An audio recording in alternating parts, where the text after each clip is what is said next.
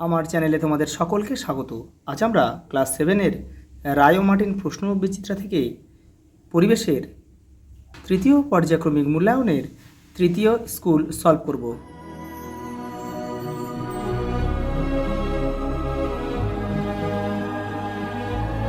দেখো তৃতীয় স্কুল, যারা আগের সেটগুলো দেখোনি তারা চ্যানেলের প্লেলিস্টে যাবে, ওখানে কিন্তু দেওয়া রয়েছে। দেখো প্রথম প্রশ্ন, আলোকরশ্মি ঘন মাধ্যম থেকে লঘু মাধ্যমে প্রবেশ করলে প্রতিসরণ কোণ আপাতন কোণ অপেক্ষা কী হবে? বড় হবে। অপশান এ আমাদের সঠিক উত্তর। কোনটি স্বচ্ছ মাধ্যম নয়? এখানে হবে কুয়াশা। কোনো রোগীর শরীরের উষ্ণতা পাওয়া গেল 104 ডিগ্রি এফ বা ফারেনহাইট।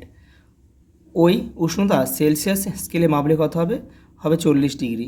দেখে নাও, এই দেখো C/5 = F-32/9। এই ফর্মুলাটা কিন্তু আমরা এফের জায়গায় কী লিখব? এফের জায়গায় শুধু 104 লিখে সমাধান করলে কিন্তু আমাদের দেখো 40 চলে আসবে।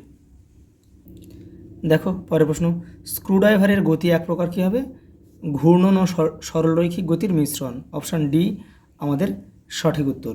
পরেরটা দেখো, কার্য এ, বল বি ও সরণ সি হলে প্রদত্ত কোন সম্পর্কটি সঠিক? দেখো আমাদের যে সূত্র রয়েছে, কার্য সময়ের যে সূত্র রয়েছে, দেখো কার্যের সূত্র হচ্ছে, দেখো W = F × D। এফ মানে বল, ডি মানে সরণ। তাহলে দেখো এখানে ডব্লিউ মানে এ বলছে, দেখো বল মানে এই যে বল বলছে বি, আর সরণ কত? সরণ সি। তাহলে এখানে কোন সম্পর্কটা এখানে ঠিক বলো তো? এখানে হবে অপশান এ। কারণ হচ্ছে বি সমান সমান লেখা যায়, ডব্লিউ উপরে চলে যাবে আর ডিটা নিচে চলে আসবে,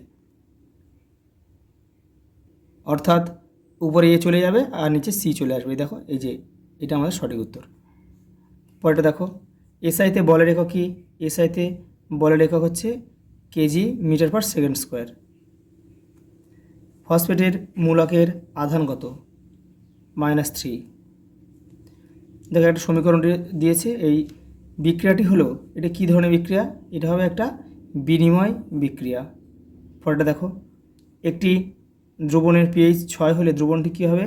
দ্রবণটি হবে মৃদু আম্লিক। পরের প্রশ্ন দেখো, বায়োডিগ্রেডেবল পলিমারের একটি উদাহরণ দাও। বায়োডিগ্রেডেবল এটা হবে মাংসপেশির প্রোটিন হবে, যেটা মাটির সাথে সহজে মিশে যায়। পরেরটা দেখো, পটাশিয়াম ডায়োডের সংকেত কি? একটা বাদ গেল, প্রদত্ত কোনটি অ্যাসিড নয়? এটা হবে ফরমিক অ্যাসিড।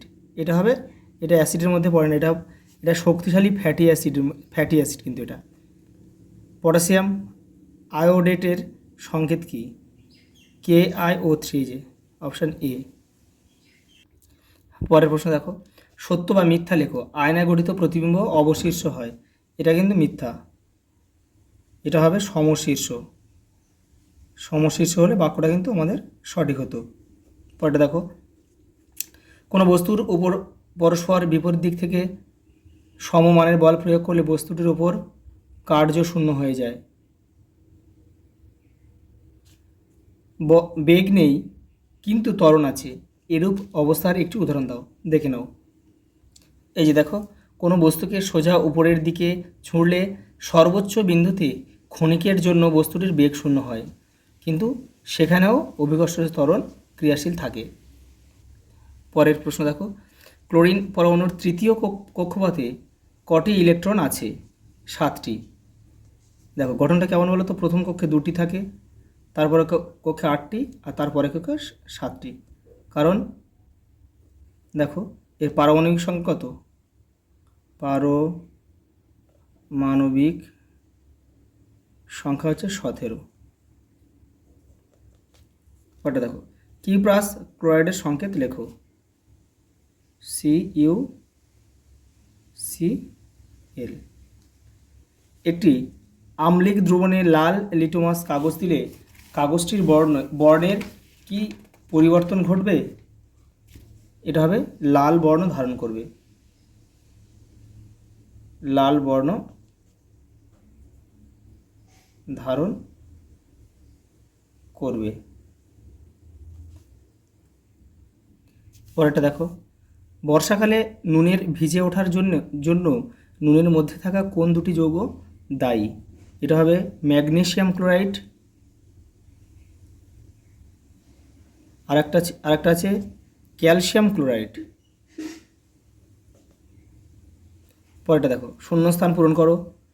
পদার্থের অবস্থা পরিবর্তনের সময় পদার্থের দেখো কি অপরিবর্তিত থাকে? উষ্ণতা বা তাপমাত্রা।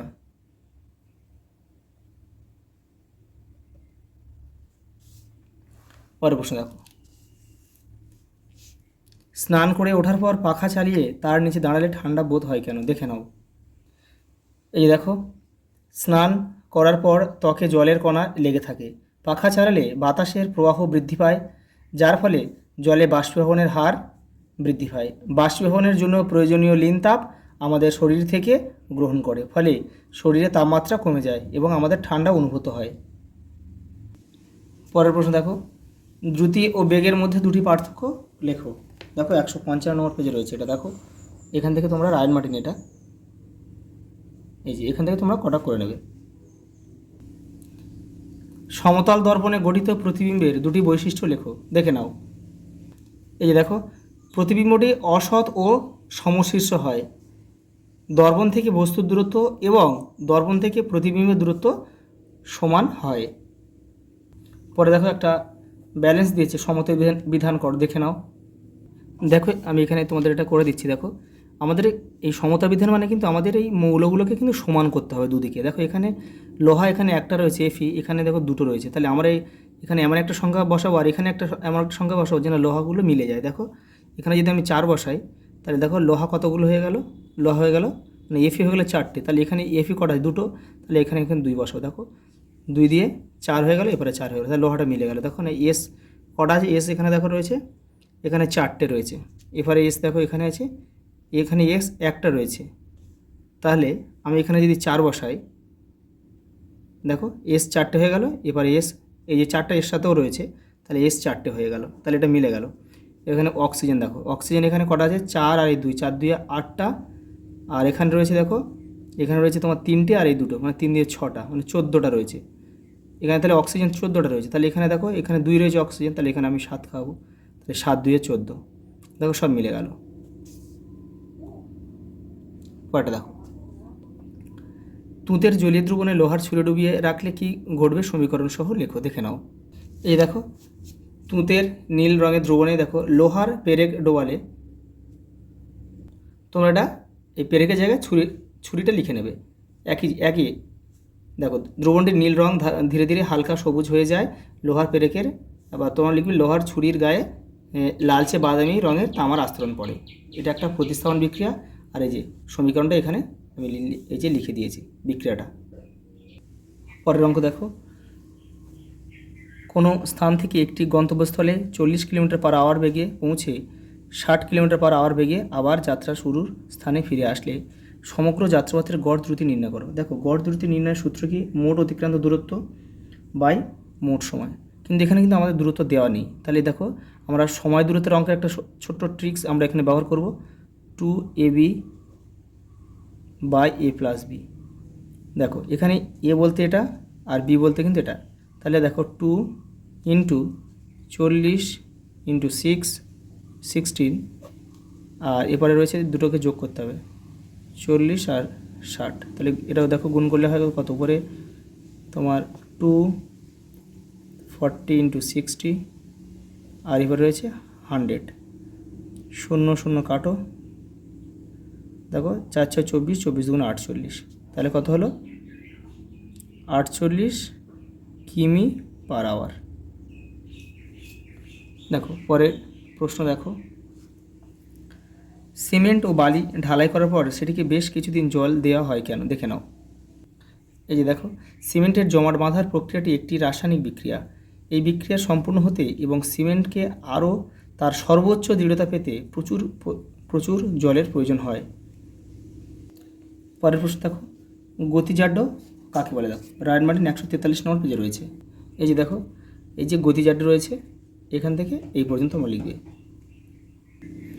দেখো পরে একটা অঙ্ক দিয়েছে, দেখো 20 নিউটন বল প্রয়োগ করার ফলে একটি বস্তু স্মরণ ঘটলো। এক্ষেত্রে দেখো 100 জুল কার্য হলে বস্তুটির স্মরণের পরিমাণ দেখো নির্ণয় করো। দেখে নাও। দেখো আমরা জানি কি কার্যের সূত্র কি, দেখো W equal to F into D. F হচ্ছে বল আর ডি মানে স্মরণ। তো এখানে আমাদের কার্য কত দিয়েছে 100 আর বল কত দিয়েছে 20 নিউটন, আমাদের এটা বের করতে হবে। তাহলে ডি সমান সমান আমরা লিখতে পারি কি, তাহলে এটা উপরে চলে যাবে আর এই ডিটা এর সঙ্গে গুণ হয়ে যাবে, এবার সে ভাগ হয়ে যাবে। তাহলে দেখো এটা কাটাকুটি করো, দেখো 5 মিটার, তাহলে স্মরণ হচ্ছে কত 5 মিটার। পরের প্রশ্ন দেখো, চোট লেগে ব্যথা হলে ডাক্তারবাবুরা কী জাতীয় ওষুধ ব্যবহার করতে বলেন? বেদনানাশক, বেদনানাশক বা পেনকিলার। এবার দেখো ফর্মিক অ্যাসিডের রাসায়নিক সংকেতটি লেখো। দেখো এটি প্রাকৃতিক নির্দেশকের নাম লেখো। প্রাকৃতিক নির্দেশক হচ্ছে লিটমাস। আর এটা দেখো এই যে এই ফর্মিক অ্যাসিড কোথায় থাকে, এটা হচ্ছে পিঁপড়ে বা মৌমাছির হুলে কিন্তু এটা থাকে। আমি এটা লিখে দিচ্ছি ব্র্যাকেটে একটু, পিঁপড়ে বা মৌমাছির হুলে কিন্তু এই ফর্মিক অ্যাসিড থাকে। দেখো পরের প্রশ্ন, লিনতাপ কাকে বলে? দেখে নাও। রায়ান মার্টিন দেখো 19 নম্বর পেজে রয়েছে। এই যে দেখো এখান থেকে এটা লিখবে। দেখো সঙ্গে একটা প্রশ্ন দিয়েছে, 100 ডিগ্রি সেলসিয়াস উষ্ণতার 1 গ্রাম জল ও 100 ডিগ্রি সেলসিয়াস উষ্ণতার 1 গ্রাম বাষ্পের মধ্যে কোনটিতে তাপের পরিমাণ বেশি এবং কেন? দেখে নাও। এই যে এইটা লিখলে তোমাদের হয়ে যাবে। ফুটন্ত জল ও স্টিম উভয়ের উষ্ণতা 100 ডিগ্রি সি হলেও জল অপেক্ষা স্টিমের প্রতি গ্রামে 537 ক্যালোরি তাপ বেশি থাকে, সুতরাং স্টিমে হাত বেশি পড়বে, অর্থাৎ এই 100 ডিগ্রি সি স্টিমটাই বেশি তাপ দেবে। পরের প্রশ্ন দেখো, জলীয় দ্রবণে হাইড্রোক্লোরিক অ্যাসিড বিয়োজিত হয়ে কী কী আয়ন উৎপন্ন করে? দেখো এটা রয়েছে তোমাদের বইয়ের 111 নম্বর পেজে রয়েছে। দেখো এই যে জলীয় দ্রবণে HCl বিয়োজিত হয়ে তাকে উৎপন্ন করে হাইড্রক্সিনিয়াম আয়ন আর ও ক্লোরাইড আয়ন। পরে দেখো ওর সঙ্গে একটা প্রশ্ন দিয়েছে, সাবান কি? তোমাদের বইয়ের 130 নম্বর পেজে রয়েছে। দেখো এই যে সাবান কি, তোমরা লিখবে এখান থেকে লিখবে। এই যে সাবান হলো কিছু জৈব অ্যাসিডের সোডিয়াম বা পটাশিয়াম যৌগ, এখান থেকে এটা পুরো লিখবে। পরের প্রশ্ন দেখো, প্রাকৃতিক পলিমার ও কৃত্রিম পলিমারের মধ্যে দুটি পার্থক্য লেখো। রায়ান মার্টিন দেখো 242 নম্বর পেজে উত্তরটা রয়েছে, দেখে নাও। এই যে এখান থেকে তোমরা করবে। দেখো সঙ্গে একটা প্রশ্ন দিয়েছে, থার্মো সেটিং পলিমারের উদাহরণ দাও। আমরা লিখি PET, বেকেলাইট।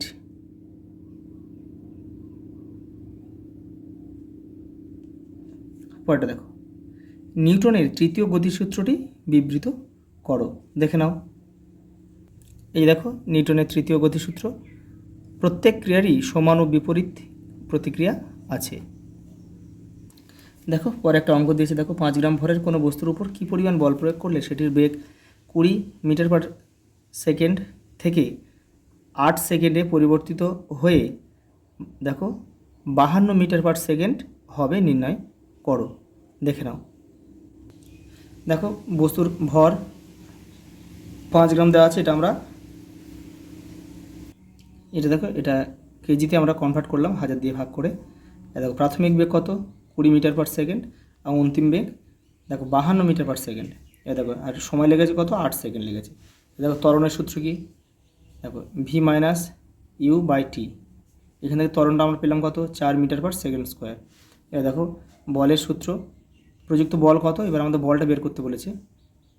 দেখো F = ma, m মানে বস্তুর ভর আর a মানে ত্বরণ।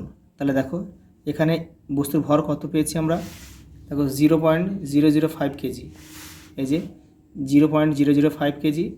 আর এখানে দেখো a মানে ত্বরণ আমরা কত পেয়েছি, দেখো 4 মিটার পার সেকেন্ড স্কোয়ার। তাহলে এটা গুণ করলে আমাদের দাঁড়ায় 0.02, এটা কি নিউটন। তাহলে এটাই কিন্তু আমাদের উত্তর। দেখো লাইফ সায়েন্স প্রতিদিন খাদ্যের মাধ্যমে গ্রহণ করতে হয় এমন একটি ভিটামিন হলো, এখানে দেখো প্রতিদিন আমরা এখানে ভিটামিন সি আমাদের সঠিক উত্তর হবে। যেসব ভিটামিনগুলো জলে গুলে যায় সেগুলো কিন্তু আমাদের শরীরে জমা হয় না, সেগুলোকে আমাদের প্রতিনিয়ত খাদ্যের মাধ্যমে গ্রহণ করতে হয়। আর একটা আছে ভিটামিন বি কমপ্লেক্স, এটাও কিন্তু আমাদের খাদ্যের মাধ্যমে গ্রহণ করতে হয়।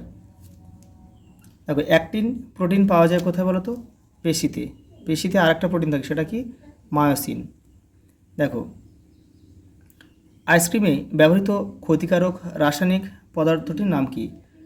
এটা হবে কারাজিনান। যেসব খাবারে প্রোটিনের পরিমাণ বেশি তাতে যে ধরনের অণুজীবের সংক্রমণ হয় তা হলো ব্যাকটেরিয়া।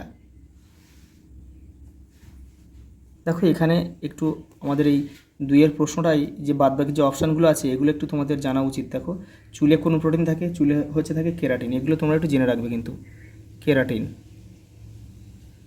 কেরাটিন প্রোটিন থাকে চুলে। আর অস্থি আর লিগামেন্টে কিন্তু থাকে কোলাজেন। এগুলো এটা তোমাদের ওই প্রশ্নের সাথে আমাদের সলভ করে দেওয়া ওটা উচিত ছিল। দেখো এটা করে নিও একটু। পরেরটা দেখো, অটিজমের একটি লক্ষণ হলো কি? অটিজমের লক্ষণ হচ্ছে এটা, অপশান ডি, সামান্য উত্তেজনাতেও অতিরিক্ত সংবেদনশীলতা। দেখো ভারতের আন্দামান নিকোবর অঞ্চলে যে হটস্পটটির অন্তর্গত তা হলো, এটা হবে সুন্দাল্যান্ড।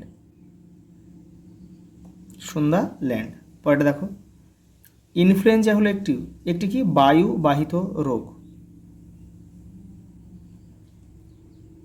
দেখো এগুলো একটু দেখে নাও।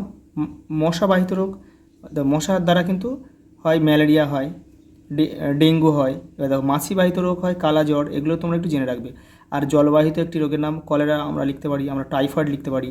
পরেরটা দেখো, পৃথিবীতে অতি জীববৈচিত্র্য সম্পন্ন দেশ বা মেগা ডাইভার্সিটি কান্ট্রি এর সংখ্যা কতগুলো রয়েছে?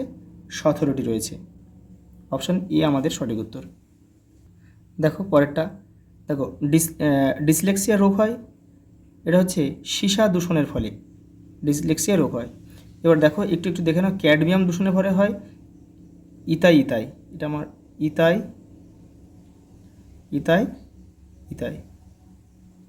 আমাদের সঠিক উত্তর কিন্তু সি। এই দাগমাটা ভুল হলো। এবার দেখো পারদ দূষণে হয় মিনামাটা, এগুলো তোমাদের জানতে হবে। মিনামাটা। আর আর্সেনিক দূষণের ফলে কী হয় বলো তো? ব্ল্যাক ফুট ব্যাধি। দেখো পরের প্রশ্ন, অ্যালার্জি সৃষ্টিকারী পদার্থকে কী বলে? অ্যালার্জেন বলে। প্লাজমোডিয়ামের মুখ্য পোষক কি? স্ত্রী অ্যানোফিলিস।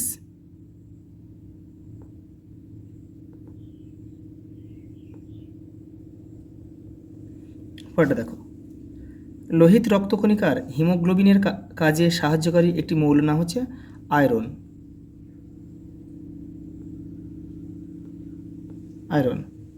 পরেরটা দেখো, সত্য বা মিথ্যা নির্বাচন করো।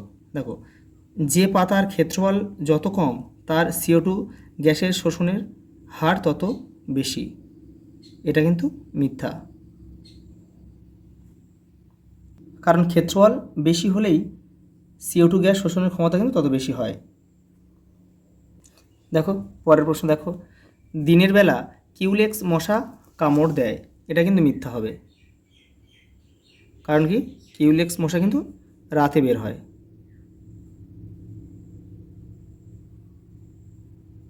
পরেরটা দেখো, ল্যাক্টোব্যাসিলাস হলো একটি উপকারী ব্যাকটেরিয়া, সত্য। এটা দইকে কিন্তু দুধে পরিণত করতে সাহায্য করে। পরেরটা দেখো, SPM কি? এটা হবে কি?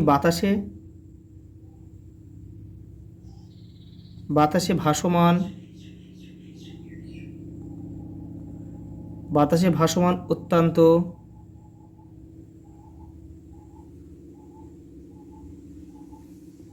ক্ষুদ্র কঠিন কণা এবং তরল বিন্দুর মিশ্রণ।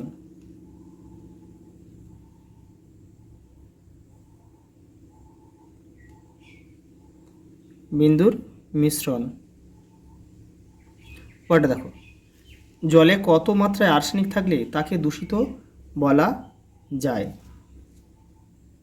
দেখো উত্তরটা আমি এখানে হবে না, আমি এখানে লিখে দিচ্ছি তোমাদের।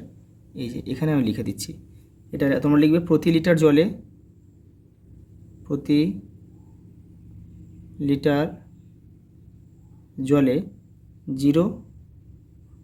0.05 মিলিগ্রাম এর বেশি।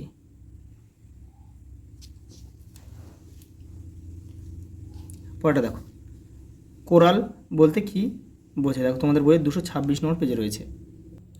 এই দেখো, প্রবাল বা কোরাল হলো এক ধরনের সামুদ্রিক অমেরুদণ্ডী প্রাণী। এরা নিডারিয়া পর্বভুক্ত। এরা একসঙ্গে দল বেঁধে কলোনি তৈরি করে বাস করে। দেখো পরের প্রশ্ন, বিশ্ব পরিবেশ দিবস কবে পালিত হয়? 5 জুন। দেখো, রিকেট রোগ কোন ভিটামিনের অভাবে হয়? Vitamin D. পৃথিবীতে মিষ্টি জলের পরিমাণ কত? 3%। দেখো পরের প্রশ্ন, দেখো পরিবেশে নতুন জীবের আগমন জীববৈচিত্র্য ধ্বংসের একটি প্রধান কারণ। উদাহরণ দাও। দেখো 135 নম্বর পেজে রয়েছে। দেখো তোমরা এটা লিখবে, এই যে পরিবেশে নতুন জীবের আগমন, এখান থেকে এটা পুরোটা লিখবে। সঙ্গে একটা প্রশ্ন দিয়েছে, দেখো গঙ্গার শিশুকে বিপন্ন হওয়ার কারণ কি? দেখো 236 নম্বর পেজে রয়েছে তোমাদের বইয়ের, এই যে এটা লিখবে এখান থেকে এটা। পরেরটা দেখো, অ্যানোফিলিস মশা ও কিউলেক্স মশার মধ্যে দুটি প্রধান পার্থক্য লেখা। দাও তোমাদের বই দেখো 284 নম্বর পেজে রয়েছে। দেখো এই যে এখান থেকে তোমরা লিখবে, এই যে অ্যানোফিলিক্স আর নিচে রয়েছে কিউলেক্স মশা, এখান থেকে লিখে নেবে। পরের প্রশ্ন দেখো, মশার ল্যাব্রামের অঙ্গের কাজ কি? 283 নম্বর পেজে রয়েছে। দেখো এই যে এটা লিখবে, এই যে দেখো এই ল্যাব্রাম প্রধান রক্ত চোষক নল, এর মাধ্যমে মশা রক্ত পান করে। দেখো পরের প্রশ্ন, দেখো কোয়াসিওকর ও ম্যারাসমাস রোগের কারণ কি? ভিটামিন এর অভাবে কোন রোগ হয়? দেখো 158 নম্বর পেজে রয়েছে। দেখো এই দেখো এই যে ম্যারাসমাস আর এই কোয়াসিওকর, এখান থেকে এটা লিখবে, এটা এখান থেকে এটা লিখবে। আর এর অভাবে কী রোগ হয়? দেখো অন্ধত্ব। এই যে দেখো ছত্রাকের দুটি গুরুত্ব লেখো, দেখে নাও। এই যে দেখো রায়ট মার্টিন 425 নম্বর পেজে রয়েছে। এই যে একটা ইস্ট, এই যে একটা উপকারিতা এপারে রয়েছে আর ওপারেও রয়েছে। এই দেখো এবারে পেনিসিলিনটা লিখে দেবে, কী উপকার সেটা হয়ে যাবে। দেখো ওর সঙ্গে একটা প্রশ্ন রয়েছে, একটি ক্ষতিকারক ছত্রাকের নাম লেখো। অ্যাসপারজিলাস।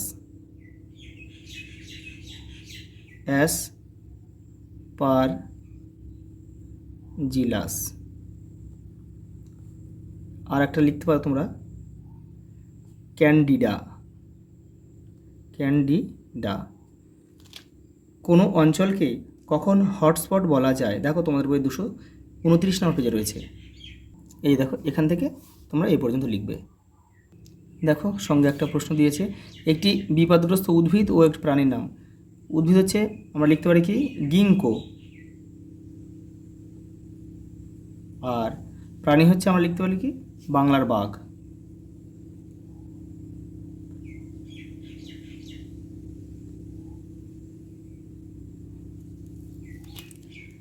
দেখো WWF ও ইউনিসেফ সম্পূর্ণ নাম লেখো।